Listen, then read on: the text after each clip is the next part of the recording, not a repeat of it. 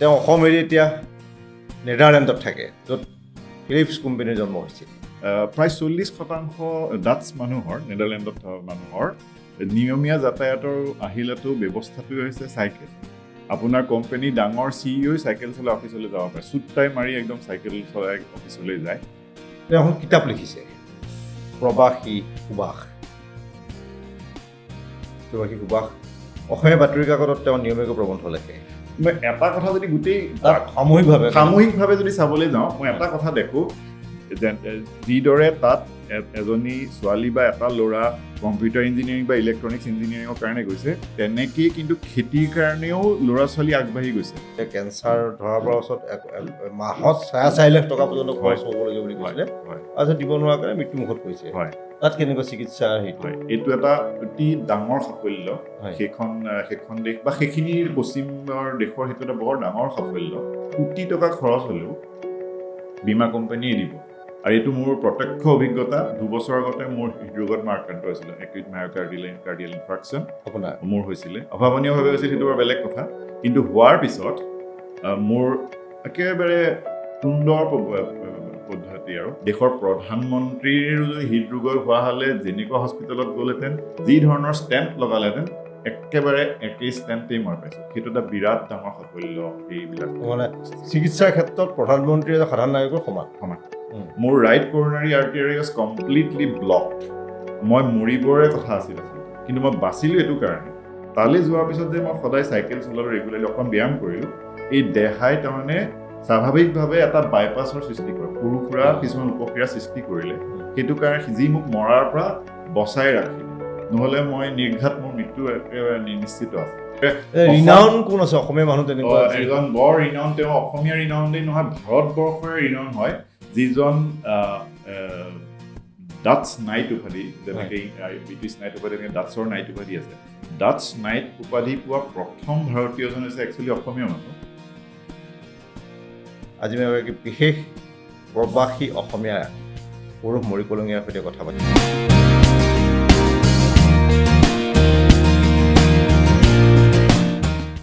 নমস্কাৰ। কথাশিল্পত আজি এগৰাকী নতুন অতিথি, দেওবাৰৰ প্ৰাগ ডিজিটেলৰ এই অনুষ্ঠানৰ অতিথিগৰাকী হৈছে সৌৰভ মৰিকলঙীয়া।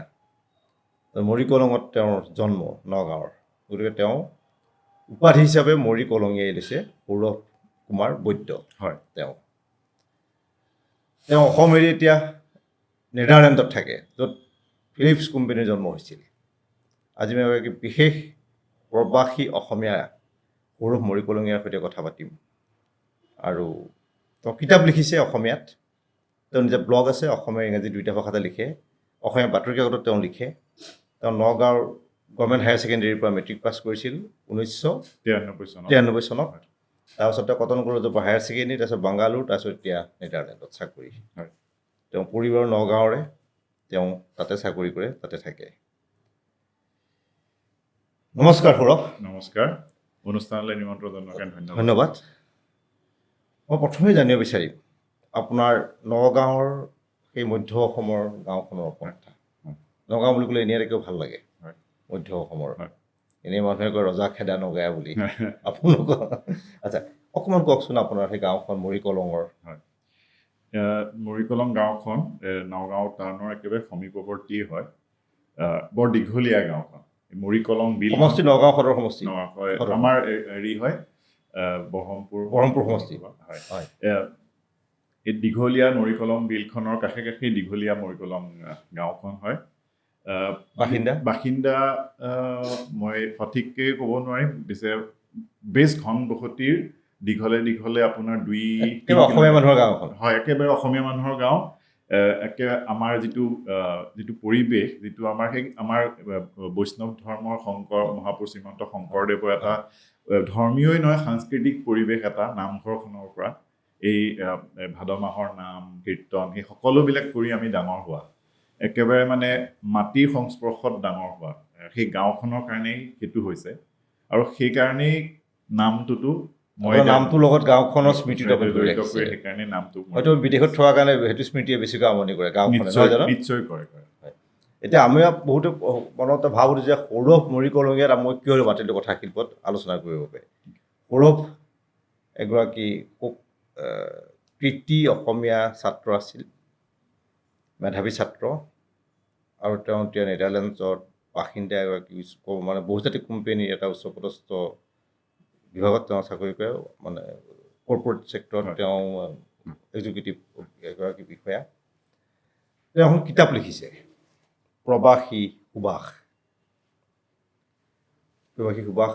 অসমীয়া বাতৰি কাকতত তেওঁ নিয়মীয়াকৈ প্ৰবন্ধ লিখে এটা বৰ ভাল লগা হেৰি তাৰমানে আমাৰ যিবোৰ কথা চলি আছে যে মাতৃভাষা মাধ্যমত পঢ়িলে ইংৰাজী নাজানে বহুত ডাঙৰ ডাঙৰ চৰকাৰী মানুহবোৰে ৰাজনৈতিক নেতাবোৰে এইবোৰ ধৰণৰ শ্লোগান দি ফুৰিছে কিপিনে তাৰ মাজত সৌৰভ বহুজন আছে মানে মই শেহতীয়া এটা উদাহৰণ মোৰ সন্মুখত থকা সৌৰভ যে সুন্দৰ অসমীয়া লিখিব পাৰে সুন্দৰ ইংৰাজী লিখিব পাৰে অসমীয়া মাধ্যমত পঢ়া মেধাৱী মানুহৰ কাৰণে এটা ভাল গুণ তেওঁলোকে ইংৰাজী ভালকৈ লিখিব পাৰে অসমীয়া ভালকৈ লিখিব পাৰে গতিকে ইংৰাজী মাধ্যমত পঢ়া বহুত বেছিভাগেই অসমীয়া ভালকৈ লিখিব নাজানে বিবেকৰ বাহিৰে সেইটো পাৰ্থক্য সেইসকল ৰাজনৈতিক নেতাক যি এটা মিছা প্ৰচাৰ চলাই ফুৰিছে আপুনি নেডাৰলেণ্ডলৈ গুচি গ'ল হয় এতিয়া তাত আপুনি বাসিন্দা আপুনি ক'ত চাকৰি কৰে তাতে মই তাতে ফিলিপছ কোম্পানীত চাকৰি কৰোঁ আইনহোভেন চহৰৰ পৰাই ফিলিপছৰ তাতে জন্ম হৈছিল আইনহোভেন হয় এই ইয়াতে ফিলিপছৰ জন্ম হৈছিলে হয়। ফিলিপছ কোম্পানী তাতে আপুনি চাকৰি কৰে আপুনি সৌভাগ্যৱান হয় নিশ্চয় আমাৰ সৰুতে আমাৰ ঘৰতে ৰেডিঅ' আছিল সেইটো হয়। ফিলিপছ ৰেডিঅ' হয় নহয় জানো হয়। মই এটা কথা আপুনি নিয়মীয়াকৈ হেৰি কৰে নেকি ব্যায়াম বা তেনেকুৱা জিমলৈ যায় চেয়াৰ দেখে তেনেকুৱা লাগে এই খুব টাইট মানুহজন আজি প্ৰায় 9 বছৰ হ'ল নেডাৰলেণ্ডত থকা যেতিয়াৰ পৰা গৈছোঁ নিয়মীয়াকৈ চাইকেল তাত খুব চলোৱা হয় সকলোৱে চাইকেল আপুনি ইয়াত নেডাৰলেণ্ডত যোৱাৰ পাছত বেছিকৈ যে হ'ল যে জিমলৈ যোৱা বা চাইকেল চলোৱা বা এক্সাৰচাইজ কাৰণটো কি এইটো সদায় পৰিৱেশে প্ৰভাৱ পেলায় নহয় জানো কওকচোন পৰিৱেশটো তাতে আপুনি যদি ওলাই যায় এই চাকৰি কৰিবলৈ যাওঁতে বা যিকোনো কামত যাওঁতে প্ৰায় 40% ডাটছ মানুহৰ নেডাৰলেণ্ডত থকা মানুহৰ নিয়মীয়া যাতায়াতৰ আহিলাটো ব্যৱস্থাটোৱে হৈছে চাইকেল আপোনাৰ কোম্পানী ডাঙৰ CEO চাইকেল চলাই অফিচলৈ যাব পাৰে চুট টাই মাৰি একদম চাইকেল চলাই অফিচলৈ যায় গতিকে সেই পৰিৱেশটোৱে সদায় কাৰণটো কিয় আপোনাৰ গাড়ী কিয় নিদিয়ে গাড়ীও নিয়ে গাড়ীও সমানে চাইকেলক যে প্ৰথম অগ্ৰাধিকাৰ দিয়ে চাওক চাইকেল চলালে 3 ধৰণৰ সুবিধা একেধাৰতে হয় চাইকেল চলালে আপোনাৰ স্বাস্থ্যৰ কাৰণে ভাল এটা ব্যায়াম হ'ল চাইকেল চলালে আপুনি পৰিৱেশ প্ৰদূষণ কৰা নাই চাইকেল গাড়ী চলোৱাৰ নিচিনাকৈ আৰু চাইকেল চলালে আপোনাৰ এই পেট্ৰলৰ খৰচটোতো হোৱা নাই গোটেই মানে উইন চিটুৱেশ্যন বুলি যদি ক'বলৈ খোজে তাতকৈ ভাল আৰু কি আহিব ব্যৱস্থা আছে গতিকে চাইকেল তাৰমানে নেডাৰলেণ্ডৰ 40% মানুহে চাইকেল চলায় আৰু কোম্পানীৰ কৰ্পৰেট ছেক্টৰৰ একে বছজনে হয় তেওঁ চাইকেল চলাই আহে মানে উপদেশতকৈ আহি ভাল তেওঁলোকে নিজেই দেখুৱাইছে তেওঁলোকে চাইকেল চলাব লাগে নহয় জানো নিশ্চয়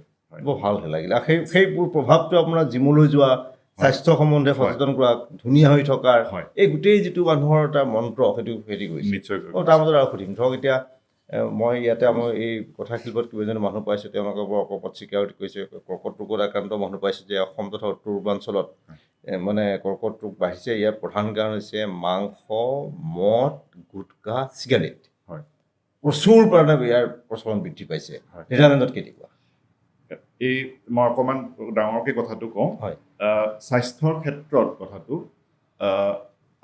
মইতো ইয়াৰে মানুহ মই ভাৰতীয় হাড়ে হিমজেৰে ভাৰতীয় অসমীয়া মানুহ আমাৰ ক্ষেত্ৰত মই কি দেখোঁ বিশেষকৈ মই মোৰ কথা কৈছোঁ খুব সোৱাদেৰে চালিত আছিলে খোৱাটোত এইটো সোৱাদযুক্ত খোৱা অকণমান চৰ্বি মানে মোৰ কথা কৈছোঁ এটলিষ্ট মই সাধাৰণীকৰণ নকৰোঁ বাৰু বহুতে ইয়াতে স্বাস্থ্যৰ সন্দৰ্ভত বহু এই সজাগ মানুহো ভাৰতবৰ্ষত আছে অসমত আছে মই মোৰ কথা কৈছোঁ ইয়াত থকালৈকে খুব সেই চৰ্বিযুক্ত তেল মছলা ভজা পোৰা সেইবিলাক বস্তু খুব খাইছিলোঁ চৰ্বিমুক্ত মানে কেনেকুৱা ধৰণৰ চবেই ধৰক এই বাটাৰ ইত্যাদি ধৰক বা মাংস সেইবিলাকত অকণমান চৰ্বিযুক্ত মাংস তেনেকুৱা খাই সেইটো খুব এটা লোভ বুলিয়ে ক'ব পাৰে তালৈ যোৱাৰ পিছত কি হ'ল আকৌ সেই পৰিৱেশৰে প্ৰভাৱ তাত মোৰ কি দেখা যায় আপুনি যদি তুলনা কৰে ভাৰতীয় খাদ্য আৰু ডাটছ খাদ্যৰ বৰ আকৰ্ষণীয় মুঠেই নহয় ভাৰতীয় ডাটছ খাদ্য কিন্তু ডাটছ খাদ্য বৰ স্বাস্থ্যকৰ হয় তেওঁলোকে সাধাৰণতে এই সোৱাদতকৈ আপুনি আপোনাৰ এটা আহাৰ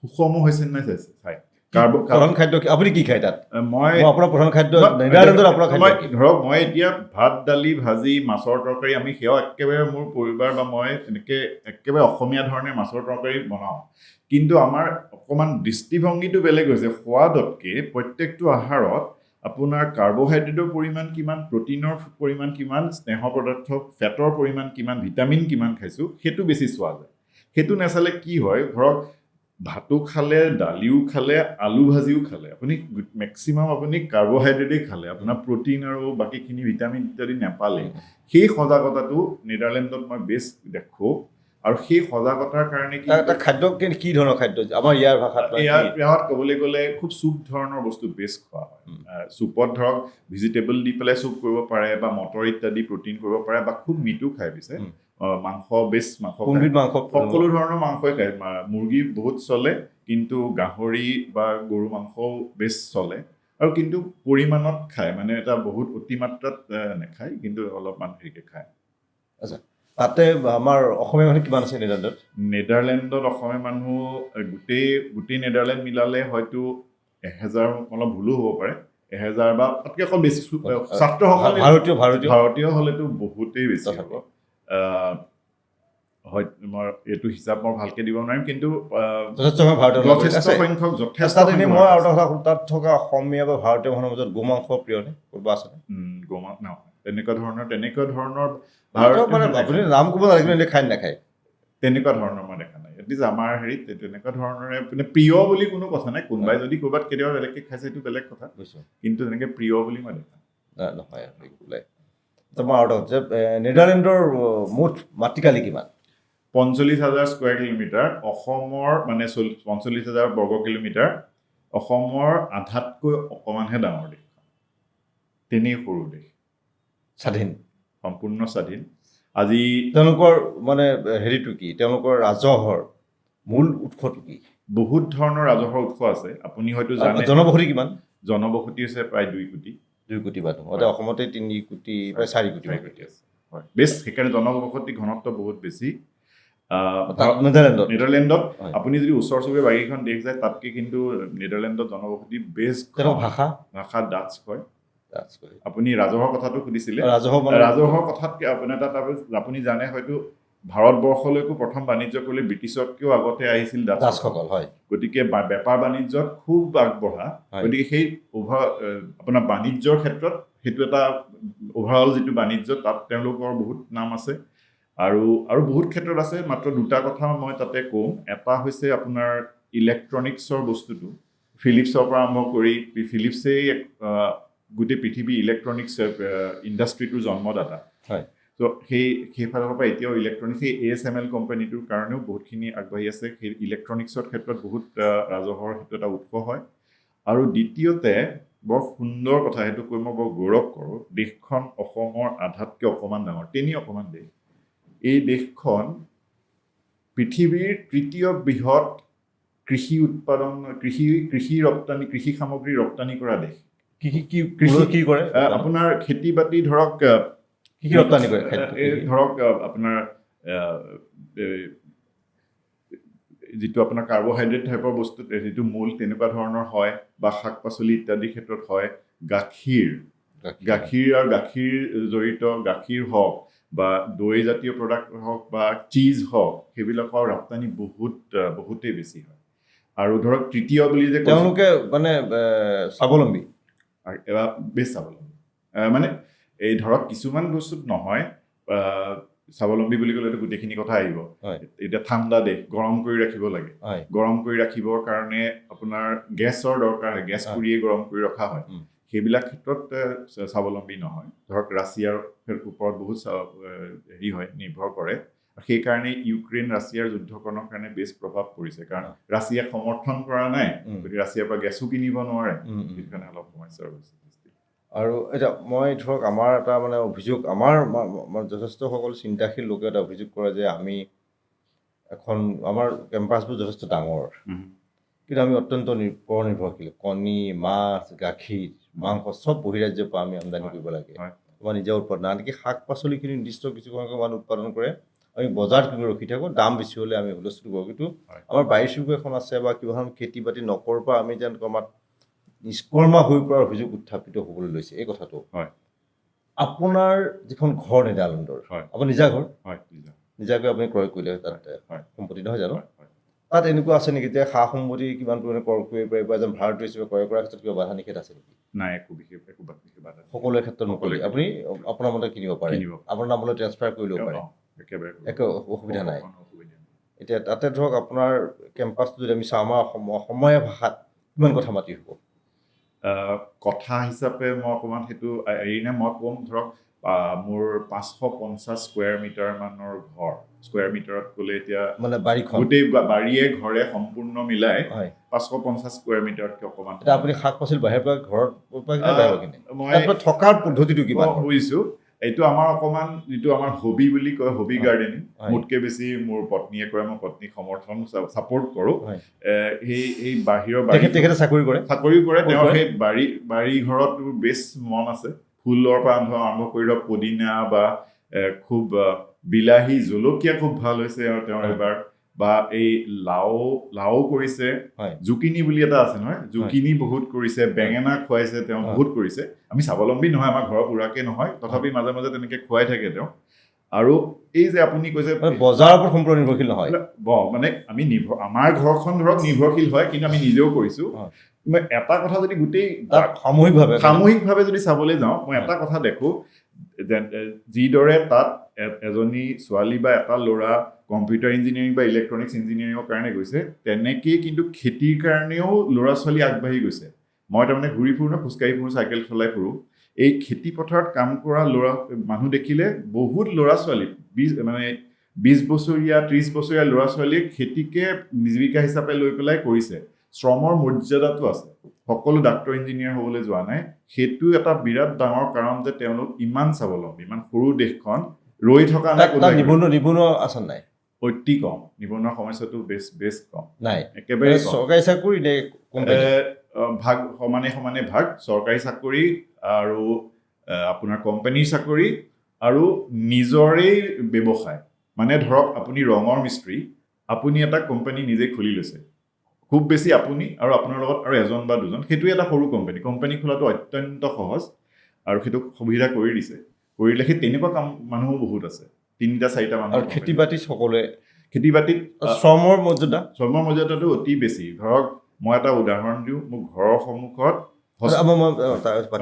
ডলাৰৰ বিপৰীতে তাৰ ইউৰো যিটো কিমান এতিয়া, এইটো অকণমান ডলাৰতকৈ ভেলিউটো বেছি। ধৰক 1 ইউৰোটো ধৰক $1.1 মান হ'ব চাগে। আমাৰ এতিয়া 83-84 হয়, এতিয়া ধৰক 1 ইউৰোত 90 টকা মান হ'ব। ডলাৰতকৈ সেইটো বেছি।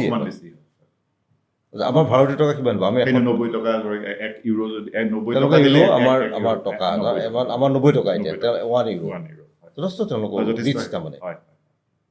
মানে খেতি বাতিত স্বাৱলম্বী। অসমৰ আধা বুলি ক'লো, অসমৰ আধা এখন দেশ নহয় জানো, আৰু তেওঁলোকে 46,000 বৰ্গ কিলোমিটাৰ। আৰু এটা বস্তু খুব হৈছে যে আমাৰ অসমত ডিফৰেষ্টেশ্যন সাংঘাতিক ধৰণৰ বন ধ্বংস আৰম্ভ হৈছে। গুৱাহাটী প্ৰায় মুকলি কৰি পেলোৱা হৈছে, গোটেই ধূলি ধোঁৱা গোটেইখনকে। মানুহৰ ইয়াত ছালৰ ৰোগ, হাওঁফাওৰ কৰ্কট ৰোগ, বিভিন্ন ধৰণৰ ৰোগে আক্ৰমণ চলি গৈছে, গুৱাহাটীখন হৈ পৰিছে, নাকত সোপা দি মানুহ যাবলগীয়া হয়।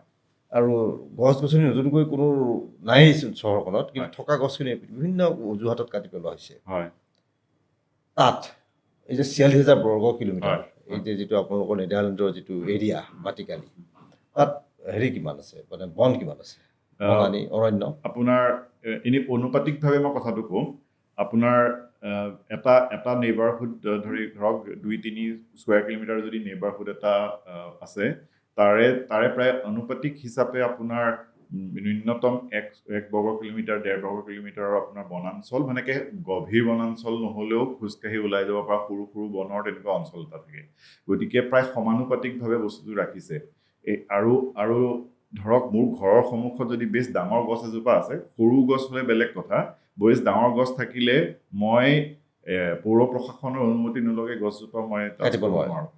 সেই তেনেকুৱা ধৰণৰ কঠোৰ নিয়ম পালন আপোনাৰ যিটো ক'লে যে কিমান 550 স্কোৱাৰ কিলোমিটাৰ তাত গছ গছনি আছে আছে মানে বহুত ডাঙৰ গছ নাই বেলেগ বেলেগ ধৰণৰ তাৰে গছ আছে সেউজীয়া একেবাৰে আছে মই তাৰমানে আমাৰ মৰিকলং গাঁৱত যেনেকে ডাঙৰ হৈছো এতিয়া মোৰ ঘৰৰ পৰিৱেশ একেবাৰে হয় যিটো মই ভাৰতীয় চহৰ আজিকালি সমলি নেদেখোঁ নাই আমাৰ অসমতে নোহোৱা হৈ গৈছে গোটেই কাটি কুটি শেষ কৰা হৈছে আৰু মই ধৰক এই কথাটো তাত ৰোগ আমাৰ যি ধৰণে এতিয়া মানে টাটা মানে মুম্বাই টাটাই কওক চেন্নাইৰে কওক দিল্লী হস্পিটেলতে কওক অসমৰ সৰ্বাধিক ৰোগী তাৰমানে কৰ্কট ৰোগী যদি সৰ্বভাৰতৰ চোৱা যায় অসমৰ আটাইতকৈ বেছি বুলিও এটা চৰ্চা হৈছে এতিয়া তাত কেনেকুৱা তাতে স্বাস্থ্য বা মানুহৰ গড় আয়ুস কেনেকুৱা গড় আয়ুস অতি বেছি প্ৰায় 85 ওচৰ পাইছেগৈ নেকি এতিয়া 85 নহ'লে 81 মানে 80 বেছি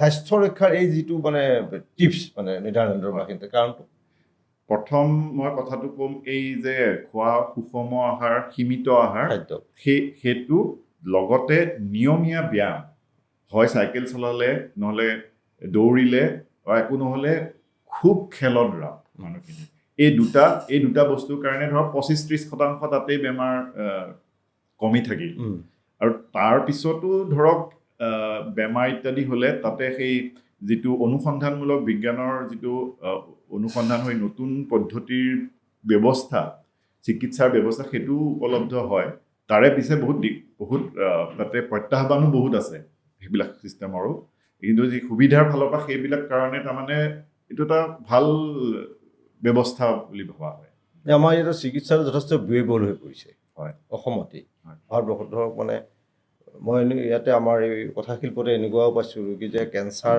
ধৰাৰ পৰা ওচৰত মাহত 4.5 লাখ টকা পৰ্যন্ত খৰচ হ'বলগীয়া বুলি কৈছিলে আৰু দিব নোৱাৰা কাৰণে মৃত্যুমুখত পৰিছে তাত কেনেকুৱা চিকিৎসা সেইটো এইটো এটা অতি ডাঙৰ সাফল্য সেইখন দেশ বা সেইখিনিৰ পশ্চিমৰ দেশৰ সেইটো এটা বৰ ডাঙৰ সাফল্য যে চিকিৎসাৰ কাৰণে কোনো মানুহ সৰ্বশ্ৰান্ত হ'ব নালাগে মই বেলেগৰ কথা কিহৰ কাৰণে হ'ব নালাগে মই দুটা কথা প্ৰথমতে সাধাৰণ কথাটো ক'ম নিজৰ এটা অভিজ্ঞতাৰ কথা ক'ম এইটো কাৰণে হয় আপুনি ৰোগী হিচাপে চিকিৎসালয়ক চিধাকৈ পইচা দিব নোৱাৰে এইটো অনুমতি নহয় প্ৰাইভেট বুলি হস্পিটেলটো বহুত বেছিকৈ খোলাও নহয় সীমিত হস্পিটেল হয় তাৰমানে কি হয় আপুনি হস্পিটেললৈ যায় চিকিৎসাৰ কাৰণে আৰু সেই চিকিৎসাৰ কাৰণে যিটো খৰচ হ'ল সেই পইচাটো আপুনি নিদিয়ে হস্পিটেলক সদায় ইঞ্চুৰেঞ্চ কোম্পানীৰ পৰা যায় আৰু আপুনি মাহে মাহে ইঞ্চুৰেঞ্চ কোম্পানীকহে পইচা দিয়ে সেইটো কাৰণে কি হয় হস্পিটেলে যধে মধে একো চিকিৎসাৰ হেৰি কৰিব নোৱাৰে বীমা কোম্পানীয়ে অডিট কৰাৰ থল থাকে সেইকাৰণে যিটো দৰকাৰ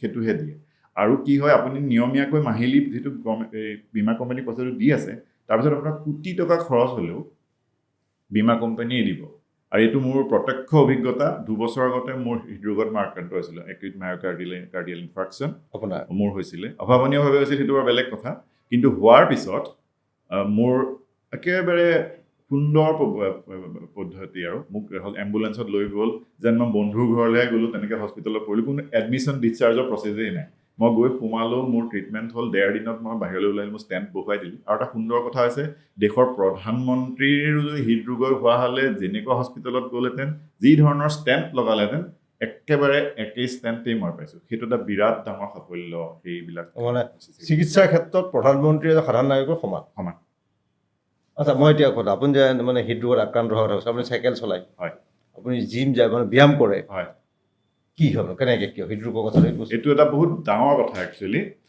আৰু এইটো এদিন দুদিনত নহয় এইবিলাক কথা যেতিয়ালৈকে মই এইটো মোৰ নিজৰ দোষ দেই এইটো বেলেগ হেৰি নহয় মই নিজৰ কথাই কৈছোঁ যেতিয়ালৈকে মই মানে নেদাৰলেণ্ডত যোৱাৰ আগলৈকে মোক চাকৰিটো কম্পিউটাৰৰ আৰু তাৰ আগতে পঢ়া শুনাতে অকণমান বেছি হেৰি আছিল ক্লাছ 9 মানৰ পৰা বিশেষকৈ খেলা ধূলা শাৰীৰিক ব্যায়াম সম্পূৰ্ণ বন্ধ খালি পঢ়া তাৰপিছত চাকৰিটো খালি বহি কম্পিউটাৰত চাকৰি কৰা গাড়ীত গৈ অফিচলৈ যাওঁ ঘৰলৈ আহোঁ সেয়াই কৰি থাকোঁ কি হ'ল শাৰীৰিক ব্যায়াম সম্পূৰ্ণ বন্ধ প্ৰায় 20 বছৰ খোৱাৰ ক্ষেত্ৰত কৈছিলোঁ অলপমান বেছিকৈ এই চৰ্বিযুক্ত ইত্যাদি খোৱাৰ সেইটোৰ ব্যাসটোৰ কাৰণে খোৱাৰ কাৰণেও বেয়া হৈছে দেহটোত আৰু ব্যায়াম নোহোৱাৰ কাৰণে এইখিনি পৰো খোৱা নাই বাৰ্ণ আউট হৈ যোৱা নাই সেইটোৰ ক্ৰিয়া হৈ মোৰ হ'লগৈ শেষত তালৈ যোৱাৰ পিছত হ'ল এই হৃদৰোগৰ আক্ৰান্ত মই মোৰ ৰাইট চিমটম কি আছে চিমটম মোৰ বৰ উশাহ ল'বলৈ বিৰাট দিগদাৰী হৈছিলে মোৰ right coronary artery was completely blocked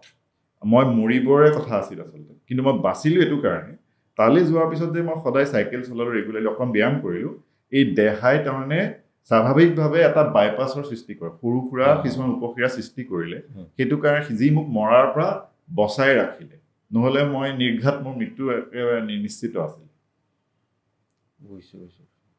আপুনি কি পৰামৰ্শ দিব আমাৰ অসমৰ মানুহক মই এইটোৱেই মানে হৃদৰোগীৰ সংখ্যা মই এইটোৱেই কওঁ কি কৰা ভাল কি এৰা ভাল হয় মই এইটোৱেই ক'ম মানে এইটো সঁচাকৈ কোনোবা যদি উপকৃত হয় মই সঁচাকৈ ধন্য মানিম কাৰণ মই যিটো অভিজ্ঞতাৰে পাৰ হ'লোঁ মই একেবাৰে নিবিচাৰোঁ যে কোনোবা বেলেগ সেইটোৰে পাৰ হওক মই এটাই কথা ক'ম যে আমি সোৱাদ লগা খোৱা খুব ভাল পাওঁ খাওক সোৱাদ লগা খোৱাই খাওক সেইটো আমাৰ সংস্কৃতিৰো পৰিচয় হয় কিন্তু সীমিত হিচাপে খাওক আৰু কিমান খাইছে অকণমান পৰিমাণটো কমাই খাওক সেইটো এটা কথা আৰু এটা নিশ্চিত কৰিব দিনটোত অকণমানকৈ হ'লেও আধা ঘণ্টা ৪৫ মিনিট অন্য একো নহ'লেও খোজ কাঢ়ক এই ব্ৰিস্ক ৱাক বুলি যিটো কয় অন্য একো নহ'লে সেইটোকে কৰক নিয়মীয়াকৈ কিবা এটা সেইখিনি কৰক সিমানতেই ঠিক হৈ থাকিব বৰ বেছি জিমলৈ গৈ বহুত ডাঙৰ কিবা কৰিব লাগিব মাৰাথন দৌৰিব লাগিব তেনেকুৱা একো কথা নাই এই ইমানখিনি কৰিলেও আপুনি সুস্থ হৈ থাকিব স্মকিংটো কি ক'ব মই যেতিয়া সেই হৃদৰোগৰ আক্ৰান্ত হৈ বিচনাত পৰি আছিলোঁ হস্পিটেলত কিমান বিশেষজ্ঞ আহি চাইছে প্ৰথম প্ৰশ্নটো মোক সোধে ডু ইউ স্মক মই নিজে চিগাৰেট নাখাওঁ মোৰ কাৰণটো বেলেগ আছিল কিন্তু এই চিগাৰেট বোলা বস্তুটোৰ একো অকণমানো তাৰ ভাল উপকাৰিতা বুলি একোৱেই নাই এইটো মানে একেবাৰে কথাটো বেয়া কৰোঁ যে এইটো যথেষ্ট বাঢ়িছে অসমত এই চিগাৰেট বিড়ি চাধা এইখিনিৰ একো লাভেই নাই একো লাভেই কিয় খায় মানুহবোৰে নিচা কৰে আৰু ঠিকেই কৈছে আপুনি ভাল লাগিল আৰু নিউজিলেণ্ডৰ ভাষাটো এইটো ডাটছ ভাষা বুলি কয় অলপ জাৰ্মান ভাষাৰ লগত তেওঁলোকৰ গোটেই ধৰক আপুনি ক'লে প্ৰায় ২ কোটি মানুহ হয় ২ কোটি মানুহে এইটো ভাষাই কয় এটা হয় আৰু নিজৰ ভাষালৈ বিৰাট গৌৰৱ গোটেই মানুহখিনিয়ে ইংৰাজী ক'ব পাৰে এখন বৰ বেলেগ দেশখন সেই বস্তুটো মানে ভাষিক জাতীয়তাবাদ বেছ আছে মানে ডাচসকলৰ মানে নেদাৰলেণ্ডৰ বাসিন্দাসকলৰ যিটো ভাষিক জাতীয়তাবাদ হয় সেইটো আপুনি কওকচোন অকণমান মই এই বস্তুটো আৰু সেইটো কাৰণে মই নিজেও ভাল পাওঁ কাৰণ হাজাৰ বাধা বিঘিনি মই বাংগালোৰত আছিলোঁ বা য'তেই নাথাকোঁ সেইটো মই জাগা ঠাই হিচাপে মই কোনো তেনেকৈ কথা নকওঁ মানে ইংৰাজী প্ৰচলনটো বেছি হয়তো আৰু কিন্তু মই সদায়ে অসমীয়াটো জীয়াই ৰাখিছিলোঁ আৰু তাত এনেকুৱা ঠাইত পৰিলোঁগৈ যি সকলো গোটেই দেশখনেই ইংৰাজী ক'ব পাৰে actually they boast themselves to be the best non native speakers of the English language বুলি ভাবে আৰু কিন্তু তথাপি নিজৰ ভাষাটো সম্পূৰ্ণ জীয়াই ৰাখিছে স্কুল কলেজত ডাটছ ভাষাত পঢ়া শুনা হয় পৰীক্ষা ডাটছ ভাষাত হয় আৰু গৌৰৱেৰে হেৰি কৰে মানে ডাটছ ভাষী তেওঁ আৰু কোনোবাই ইংৰাজী নাজানিলেতো বেয়া কথা সেইটো ধাৰণা সমূলি নাই তাত নাই নাজানে আৰু সেইটো ডাঙৰ কথা নহয় নিজৰ ভাষাটো ভালকৈ জানে একেবাৰে ভাষিক জাতীয়তাবাদটো সাংঘাতিক নহয় বেছ আছে কিন্তু সেই বুলি আকৌ বেলেগক সন্মান কৰিব সেইটোও নহয় আপুনি যদি ইংৰাজী নাজানে ডাটছ ভাষা নাজানে আপুনি জানে ডাটছ ভাষা অলপ জানো আৰু শিকিছে এতিয়া বঢ়িয়া তাত আপুনি অসমীয়া মানুহ কিমান আছে বুলি অসমীয়া মানুহত মানে আমি এই হেৰি ছাত্ৰখিনিৰ কথাটো বৰ বেছিকৈ নাজানোতো এনেই আমাৰ যিখিনি চাকৰিয়াল মানুহ নেদাৰলেণ্ডত গোটেই চাকৰিয়ালখিনি মিলালে হয়তো 1000ৰ ইফালে সিফালে তেনেকুৱা ধৰণৰ কিবা এটা হ'ব বহুত বেছিও নহয় 2 কোটি মানুহৰ মাজত 1000 বহুত বেছ কম কমো নহয় ইমান কমো নহ'ব মই এটা এনে অনুমানিক কথা এটা কৈছোঁ এইখিনি একদম ভাগ মানে অসমৰ গোটেই অঞ্চলৰ প্ৰতিনিধিত্ব হৈ আছে সৰ্বাধিক ক'ৰ আছে গুৱাহাটীৰে বেছি হয় কাৰণ বেলেগ বেলেগ জাগাৰ মানুহ আহি পেলাই মাক দেউতাক এতিয়া গুৱাহাটীতে আছে গতিকে তেওঁলোকে তাত মানে চাকৰি কৰি আছে ব্যৱসায় কৰিছে চাকৰি কৰে সৰহ সংখ্যকেই চাকৰি কৰে আৰু আমি গোটেই এই মূল ইউৰোপৰ ভূখণ্ডৰ বহুত কেইখন দেশ একেলগে বছৰি আমি অসম মিলন পাতোঁ মই সুধিম তেওঁলোকে 1000 আছে অসমীয়া মানুহ এই হিচাপটো মই অকণমান ভুলো হ'ব পাৰে কম বেছি 1000 কৰি কম নহয় কম নহ'ব হ'লে অলপ বেছি হ'ব 1000 1100 1200 তেওঁলোকে হ'ব বাৰু তেওঁলোকে মাজত কেইখন এছ'চিয়েশ্যন কেইখন আছে এই একে ফৰ্মেল এছ'চিয়েশ্যন নাই আমাৰ সেইটো মই আকৌ হেৰি ইংলেণ্ডৰ কথা কোৱা নাই দেই ইংলেণ্ডৰ কথাবিলাক বেলেগ নেদাৰলেণ্ডত তেনেকুৱা আনুষ্ঠানিকভাৱে সংস্থা নাই, কিন্তু মোৰ জনাৰ হিচাপত এই আমাৰ যিটো আইন ভৱেনৰ অঞ্চল সেইখিনি আমি যিমান কেইঘৰ অসমীয়া আছোঁ তাত সেইখিনি বেছ সক্ৰিয় আমি। তাতো বসন্ত কেনেকুৱা, বসন্ত কালটো কেনেকুৱা? বসন্ত কালটোৰ পৰা অলপমান সুন্দৰ ভাৱটো আৰম্ভ হয় আৰু এই তাতো আমাৰ যদি ইয়াত এপ্ৰিল তাতো আহে স্প্ৰিং ছিজনটো আহে। আমি সেইখিনি সময়তে বহাগ বিহু কিবা এটা কৰোঁ। ন? হয়। মোৰ ঢোল এটা আছে, মই কেতিয়াবা মই যাব নোৱাৰিলেও মোৰ ঢোল যায় মানে বেলেগ অনুষ্ঠানলৈ। হয়। আপোনাৰ ছোৱালী দুজনী তেওঁলোক তাতেই জন্ম? নহয়, আমি 9 বছৰ আগতহে গৈছোঁ। আমাৰ ছোৱালী 18 বছৰ। আমি যোৱাৰ সময়ত ডাঙৰ ছোৱালীৰ 9.5 বছৰ আছিলে, সৰুজনী 4 বছৰ। অসমীয়া পাৰেনে? পাৰে, অসমীয়া ক'ব পাৰে। মোৰ ডাঙৰ ছোৱালী সত্ৰীয়াও নাছে।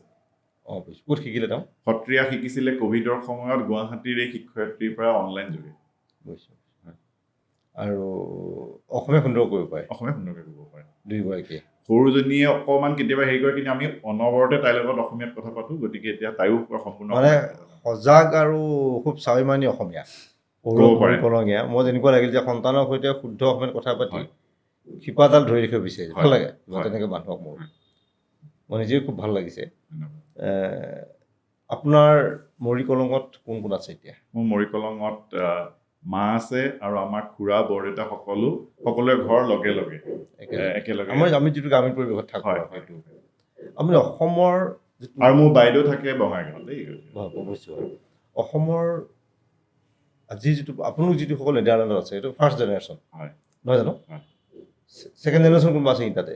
ছেকেণ্ড জেনেৰেশ্যন অসমীয়া সেইখিনিতে অকণমান কথাটো হেৰি হৈছে আৰু অকণমান মিশ্ৰিত হৈছে বস্তুটো। তাৰমানে এই অসমীয়া আছে ধৰক আমাৰ যিসকল অসমীয়া সেই 60 দশকতে গৈছে ধৰক, কিন্তু বিয়া কৰাইছে ধৰক ডাচ বা জাৰ্মান বা তেনেকুৱা, গতিকে তেখেতসকল মিশ্ৰিত হ'ল। কিন্তু আছে তেনেকুৱা ছেকেণ্ড জেনেৰেশ্যন আছে, কিন্তু একেবাৰে ৰিনাউন কোন আছে অসমীয়া মানুহ তেনেকুৱা? এজন বৰ ৰিনাউন, তেওঁ অসমীয়া ৰিনাউনেই নহয় ভাৰতবৰ্ষৰে ৰিনাউন হয়, যিজন ডাচ নাইট উপাধি, যেনেকৈ ব্ৰিটিছ নাইট উপাধি তেনেকৈ ডাচৰ নাইট উপাধি আছে। ডাচ নাইট উপাধি পোৱা প্ৰথম ভাৰতীয়জন হৈছে একচুৱেলি অসমীয়া মানুহ। কি নাম তেখেতৰ? ৱাহিদ চালে, যোৰহাটৰ হয় মূলতঃ। 60 দশকতে ৱাহিদ চালে প্ৰৱাসী ভাৰত আছে, এতিয়া আছে 82 বছৰমান হৈছে ৱাহিদদাৰ। মোৰ এখন কিতাপত সুন্দৰৰ বৰণীয় সাধক বুলি ৱাহিদদাৰ ওপৰতো মই লিখিছোঁ। তেওঁ অসমলৈ আহে? এতিয়া কিমান সঘনাই আহে নাজানো, কিন্তু অসমৰ লগত খুব সম্পৰ্ক, বহুত কাম কৰিছে অসমৰ কাৰণে। তেওঁৰ পাছৰ প্ৰজন্ম? তেখেতৰ পাছৰ প্ৰজন্মত তেওঁৰ দুটা ল'ৰা ছোৱালী তাতেই প্ৰতিষ্ঠিত। তেওঁৰ পৰিবাৰ ডাচ হয়, গতিকে অকণ ডাচ সংস্কৃতিৰ বেছ প্ৰভাৱ পৰিছে তেওঁলোকৰ ওপৰত, কিন্তু আছে। এতিয়া মই এটা কথা সুধিছোঁ যে আমাৰ অসমীয়া ভাষিক জাতীয়তাবাদটোৰ ক্ষেত্ৰত আপুনি কি ক'ব? আমাৰ বহুতখিনি আছে, কিন্তু বহুতখিনি কৰিবলগীয়া আছে। সেইটোৱে মই কি কৰিবলগীয়া? এই ধৰক আমি ইংৰাজীটো লৈছোঁ আৰু সেইটো ল'বও লাগিব, যিহেতু এটা লিংক লেংগুৱেজ হয়, কিন্তু তাৰ লগতে অসমীয়াটো জীয়াই ৰখাটো খুব দৰকাৰ। সেই স্বাভিমান যিটো কথাটো কৈছে, সেই নিজৰটো ৰাখিবই লাগিব। এতিয়া মাতৃভাষা মাধ্যমৰ ইয়াত চৰকাৰী বিদ্যালয়বোৰ মানে চৰকাৰৰ বিভিন্ন বেমেজালি, চৰকাৰৰ ভুল পৰিচালনাৰ বাবে শেষ হৈ গৈছে বুলি ক'ব পাৰি। কাৰণ ইয়াৰ পৰা উদ্ধাৰৰ উপায়টো কি ক'ব? মই এটা কথাত তাতো আপোনাৰ নেডাৰলেণ্ডত ডাচ ভাষাতে মানে সকলো ডাচ ভাষাতে হয়, ইংৰাজীত নহয়। এই ইণ্টাৰনেশ্যনেল স্কুলবিলাকত হয়, বাকীবিলাকত চবতে ডাচ ভাষাত হয়। আইনগতভাৱে ডাচতে হ'ব লাগিব। আৰু তেওঁলোকৰ মানে যিখন সদন বা সংসদত হয় কোনটো ভাষাত হেৰি হয়? ডাচ ভাষাত, একেবাৰে ডাচত। সেইটো তাতো লিখিত কথিত মন্ত্ৰী-তন্ত্ৰীসকল ডাচ ভাষাতে কৰে, সকলো ডাচ ভাষাত হয়। মই ধৰক এতিয়া ঘৰ যে কিনিছোঁ, সেইবিলাক দলিল পত্ৰ সেইবিলাক সকলো ডাচত। মোক সহায় কৰিব, মই বুজি নাপাওঁ কাৰণে মোক লাইভ ট্ৰান্সলেটৰে ট্ৰান্সলেট কৰি থাকিব ধৰক, কিন্তু আইনসংগতভাৱে সকলো ডাচতে হ'ব লাগিব। তাত ইংৰাজী কোনো প্ৰচলন নাই, চৰকাৰী কামত ডাচৰ ইংৰাজী কোনো প্ৰচলন নাই। আন্তঃৰাষ্ট্ৰীয় অকমানো নাই, দেশখনৰ ভিতৰত ডাচ ভাষাতে। চমৎকাৰ দেই, যথেষ্ট আমি শিকিবলগীয়া আছে, যথেষ্ট শিকিবলগীয়া। য'ত ভাষিক জাতীয়তাবাদৰ কথা কোৱা যায়, ভাষিক জাতীয়তাবাদটো আচলতে গুৰুত্বপূৰ্ণ নহয় বুলি এটা মহলে প্ৰচাৰ চলাব বিচাৰে যে ভাষিক জাতীয়তাবাদৰ কোনো প্ৰয়োজন নাই, আমি এটা বেলেগ ধৰ্মীয় জাতীয়তাবাদৰ বা তেনেকুৱা ধৰণৰ এটা কথাটো কোৱা হয়। কিন্তু ভাষিক জাতীয়তাবাদটো এটা জাতিৰ পৰিচয় নহয় জানো? একেবাৰে ভাষাটো আমি সংস্কৃতিটো ভালকৈ ধৰক আমি বিহু নাচ নৃত্য সেইখিনি ভালকৈ জীয়াই ৰাখিছোঁ দেই তাৰ লগতে কিন্তু ভাষাটো জীয়াই ৰখাটো নিতান্তই জৰুৰী ধন্যবাদ সৌৰভ মৰিকলঙীয়া এখন কিতাপ তেখেতৰ আপোনাৰ নগাঁও গ্ৰন্থমেলাত উন্মোচন হ'ব নহয় জানো হয় নগাঁও গ্ৰন্থমেলাত উন্মোচন হ'ব এইখন হয় আমাৰ শুভেচ্ছা থাকিল ধন্যবাদ আপুনি অসমীয়া ভাষাত চৰ্চা কৰি থাকক হয়। আৰু ইয়াতে বৰ তেজপুৰৰ এটা নাম পালোঁ মই যিহেতু হয়, তেজপুৰৰে হেৰি, কিবা এটা- তেজপুৰৰ পৰা চোৱানজীলৈ তেজপুৰৰ পৰা চোৱানজীলৈ। মোৰ বন্ধু এজন তেওঁৰ হয়। জীৱন যাত্ৰাৰ কথা লিখিছিলোঁ মই তাত হয় আপুনি ভালে থাকক আৰু স্বাস্থ্য ভাল দেখিছোঁ আপুনি চাইকেল চলাই থাকে চাইকেল চলোৱাৰ প্ৰভাৱ তাৰ ৰাষ্ট্ৰপতিও চলায় হয় তাৰে আপোনাৰ অফিচৰ কৰ্পৰেটৰ এক্সিকিউটিভ বছজনেও চলায় হয় হয় চাইকেল চলোৱাটো এটা এটা সংস্কৃতি জীৱনৰ এটা অংগ নহয় জানো? নিতান্ত এটা অংগ আৰু আমাৰ ইয়াতো যাতে মই বিচাৰিম যে সেই ধৰণৰ যিটো ভাল কথাবিলাক আমিও ল'ব লাগে নিশ্চয় দুটা কথা মই শিকিলোঁ যে স্বাস্থ্যই পৰম ধন হয় তাৰ প্ৰাথমিক কথাটো যে হয় খোজ কাঢ়ক নহয় চাইকেল চলাওক এটা আৰু শিকিলোঁ মই খোৱাৰ সেইটো। ক্ষেত্ৰত অলপ সতৰ্ক খোৱাৰ ক্ষেত্ৰত সতৰ্ক হ'ব লাগিব 2 নম্বৰ 3 নম্বৰ ভাষিক জাতীয়তাবাদ একেবাৰে একেবাৰে একেবাৰে সেই দেশখনৰ পৰা মই আপোনাৰ মুখত যে নিজৰ ভাষাটোৰ ক্ষেত্ৰত কোনো ধৰণৰ কোনো ক্ষেত্ৰতে কোনো আপোচ নহ'ব মোৰ তাৰমানে অসমীয়াত লিখাৰ যিটো আৰম্ভ কৰিলোঁ বাতৰি কাকতত প্ৰকাশ মই নেদাৰলেণ্ডত যোৱাৰ পিছতে অসমীয়াত সদায় ডায়েৰী পাততে আছিলে হয় সেই তেখেতসকলৰ পৰা চাগে উদ্বুদ্ধ হৈ তেওঁলোকে যিহেতু নিজৰ ভাষাটোক ইমান শ্ৰদ্ধা ইমান ভাল পায় যে আপুনি ভালে থাকক ধন্যবাদ আপুনি নেদাৰলেণ্ডত যোৱাৰ পাছতে আমাৰ সৈতে যোগাযোগ ৰাখিব নিশ্চয়। আৰু আমাৰ প্ৰাগ ডিজিটেলৰ তৰফৰ পৰা আপোনাক পুনৰ শুভেচ্ছা হয় অশেষ ধন্যবাদ